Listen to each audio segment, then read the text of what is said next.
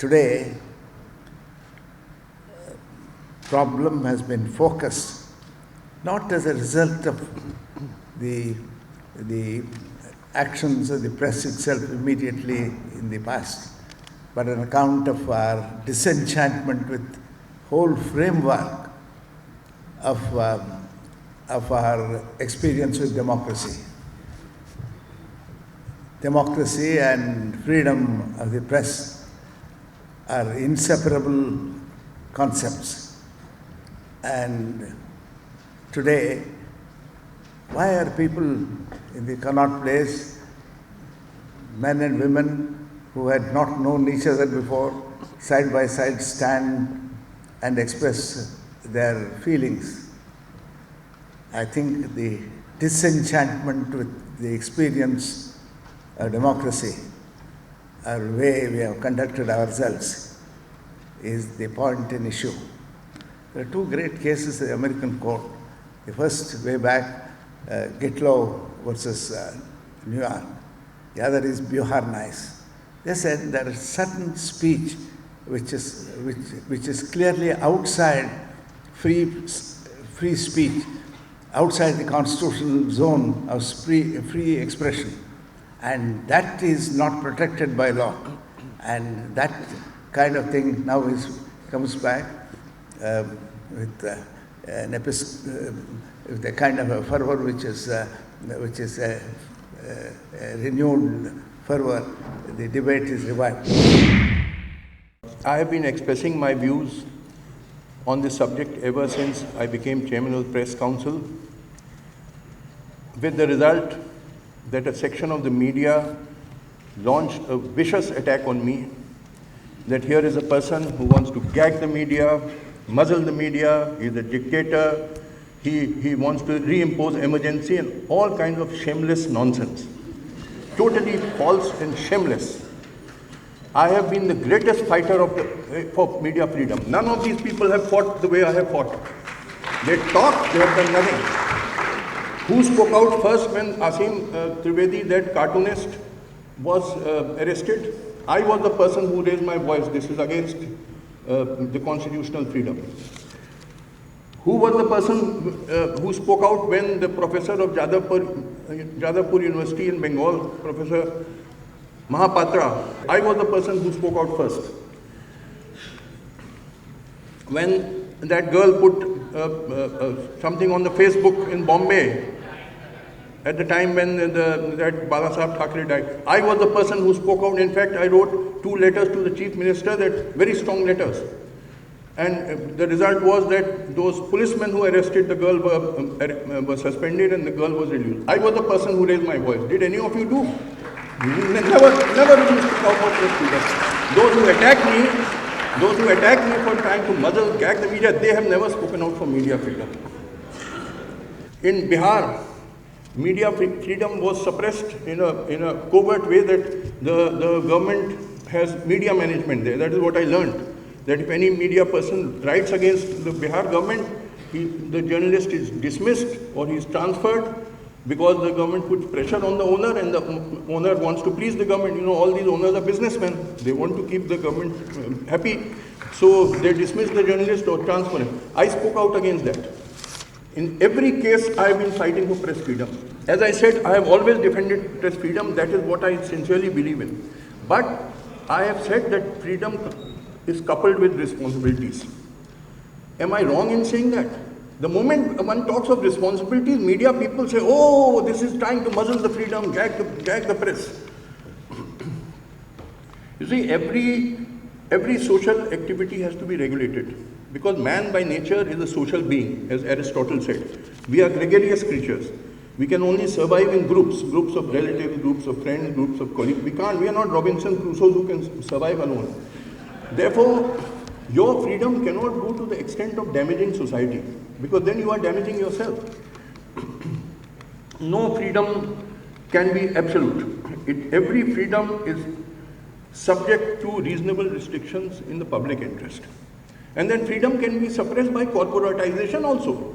If your the real owner, is giving you fancy salaries, fancy lifestyles, obviously then you will not like to lose that job so that your lifestyle is suddenly reduced. So you are given, one journalist told me just the other day that in 1982 when he joined some newspaper in Delhi, he was given a check of rupees 10,000 and then he was told to go to another room where he was given cash 40,000 rupees. And he said every month you will get this check 10,000 and cash 40,000. So this is how the system is operating. Many people have told me, political leaders, that when they hold press conference, they have to pay money to the journalists, otherwise it will not be reported. Some journalists don't even come to the press conference and send a demand. These economic journalists, they are, they go to these, they are invited to fancy parties, cocktail parties and all, and then given envelopes. This is how things are operating. Don't deny reality.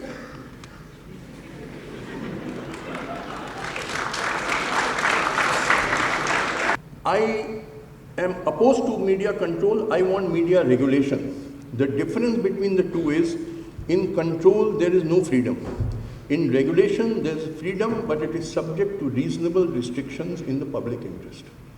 And I don't want regulation by the government. I don't want regulation by Markandey Katju. I want regulation by an independent statutory authority, like the Press Council. See, Press Council does not consist of Markandey Katju alone. There are 28 members of the Press Council, apart from me, of which 20 are representatives from the press. And those 20 are not appointed by the government. They are elected by the press organizations. So, all decisions are taken by majority vote. I am not a dictator that I can impose my views in the Press Council. Sometimes my suggestions are accepted by the Press Council. Sometimes they are rejected by the Press Council, and I respect the verdict of the majority. So I went to the Prime Minister when I became Chairman of Press Council, and I gave him a representation in which it was mentioned that Press Council Act, which was made in 1966, needs to be amended. Because in 1966 there was no television. After that, television has come, and television can have an enormous influence on the lives of people. So it has also to be regulated. So I said, please amend the Press Council Act and call it Media Council. Bring in 20 representatives of the electronic media. And those 20 should not be appointed by government or appointed by me. They should be appointed by you people. You yourself elect your representative. So there will be, out of 48, 40 representatives of the media, 20 from print media, 20 from electronic media, and represented by your own elected by your own organization. What could be more reasonable than this? 40 out of 48 media representatives on the Media Council. There are 5 members of Parliament in the Press Council today, and 3 other members, one representative of Bar Council of India, one of the UGC, and one of the Sahitya Academy. So 40 out of 48 will be your people. It will be a judgment by your peers. You decide among yourselves by majority vote. But it should be a statutory body, not this kind of private body, this NBSA and all, which is a toothless body, because it has no power to suspend the license. But the whole thing is, these people are so suspicious of each other. These media houses, they don't want other media houses to judge. This is the real problem. They don't even trust their own colleagues in the other. I mean, what could be more reasonable than this? It is much more reasonable than Leveson committee report. Lord Leveson has given a report. But in that he said the Media Council should not have any editors. I say, yes, there should be editors. You should be deciding on yourselves. I have faith in you journalists, you decide, but your body must have power to suspend the license. If a person is practicing extortion, blackmail, you must have power to tell him, leave the journalistic profession, you're not ethically fit for this profession.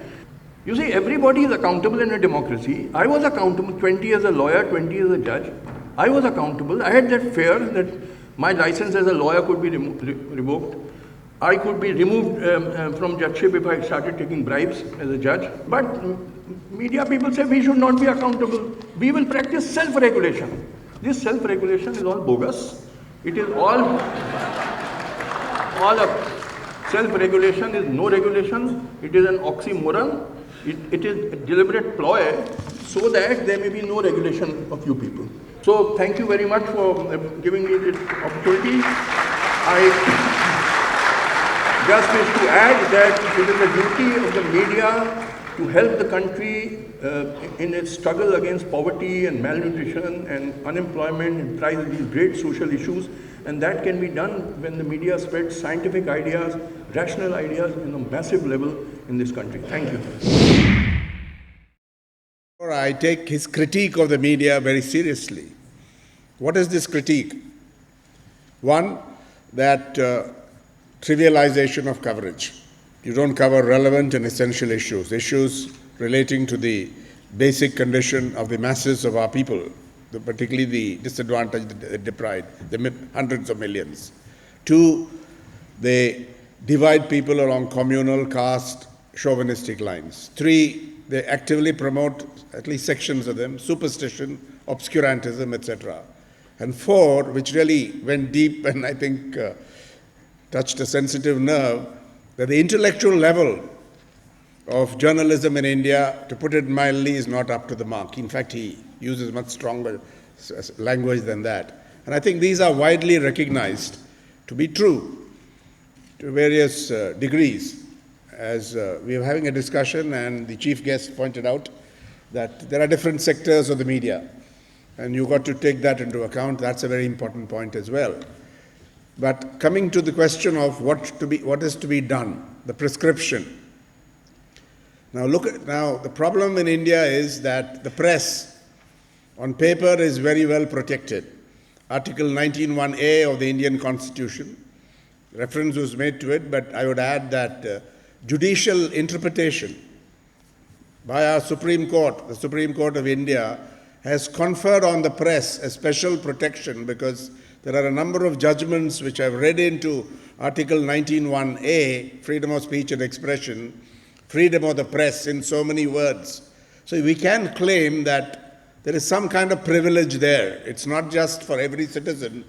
And if you read along with that, the judgments relating to Article 19(1)(g), freedom to practice a trade or a profession, that is a lesser part of the freedom of the press. So freedom of the press equals Article 19(1)(a) plus Article 19(1)(g) minus, if you like, if you want to do a formula, reasonable restrictions that have been placed under 8 heads under the Indian Constitution. This is important to remember.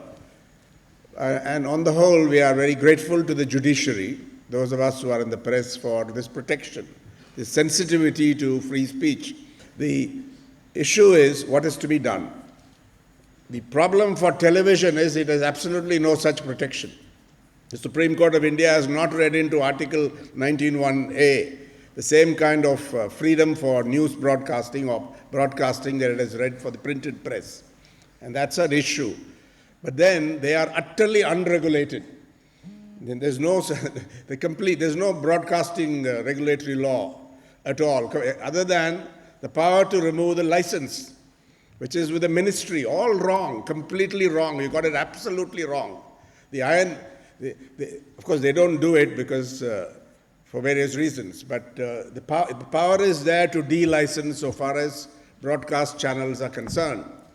And it is not there to do, you can't do it with the press because the press doesn't function under a licensing regime. After independence, certainly, it functions under a registration regime. Once you register and comply with that, comply with the law, then there's absolutely no problem for your existence. You're guaranteed longevity and indeed immortality there. But today, the demand is there is manipulation of news and content, there is dumbing down, there is trivialization. The Katju critique is very important, I think, in this. Whether you think it's overstated, the prescription right or wrong, without addressing this problem, you cannot go forward. Let's come to regulation. Levison is not for statutory regulation. It is for what he calls independent regulation, backed with a statutory underpinning. In other words, they must be truly independent. And this is where we come into a contradiction. In India, the press council is packed with representatives of the media industry, the newspaper industry, including press agencies and so on. And there are also politicians represented through parliament. And there's only one chair. The chair is only the independent person from the judiciary. No other independent member. Zero for the press council. And we have seen how the report on paid news, which exploded into the public sphere after 2009 general election, was sought to be covered up till this chairman came along, and then somebody moved under the RTI and it was immediately put up on the website.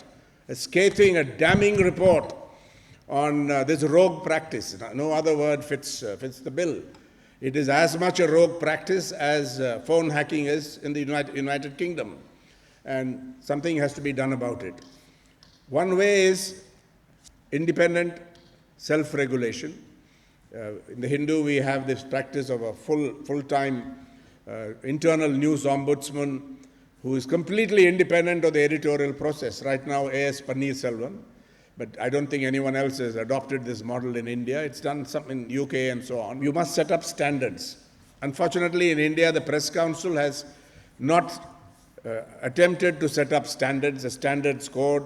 It has done it by case law, and that's not good enough today. You need to have a code of conduct. You need to define standards, codify them, and unless you do that, you don't know what you are measuring yourself up against. And these are attempts. So I would call for, right now, media organizations have to adopt credible self-regulatory arrangements, mechanisms such as an internal news ombudsman. I don't know how the News Broadcasting Standards Authority is functioning. I also have my skepticism. Are we accountable to the public or not, to society or not? Are we? And I believe the answer is yes. Otherwise, you lose your freedom. There'll be pressure on your freedom.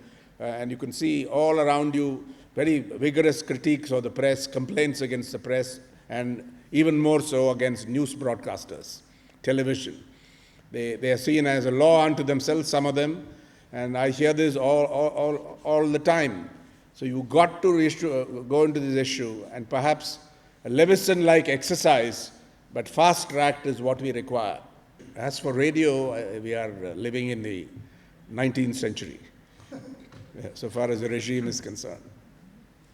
Thank you very much, sir.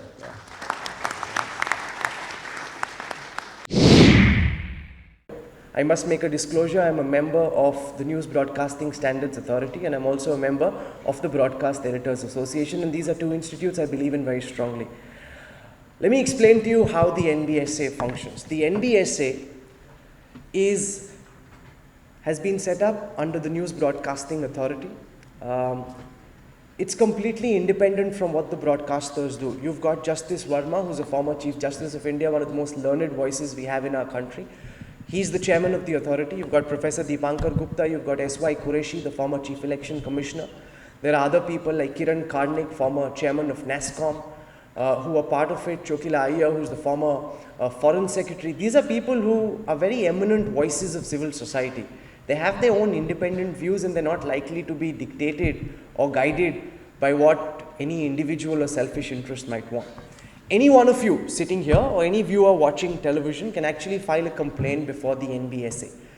That complaint is then forwarded to the broadcaster, who needs to reply to it in a predetermined time frame, and then the broadcaster and the complainant are called before Justice Verma. There are three editors who are part of the News Broadcasting Standards Authority.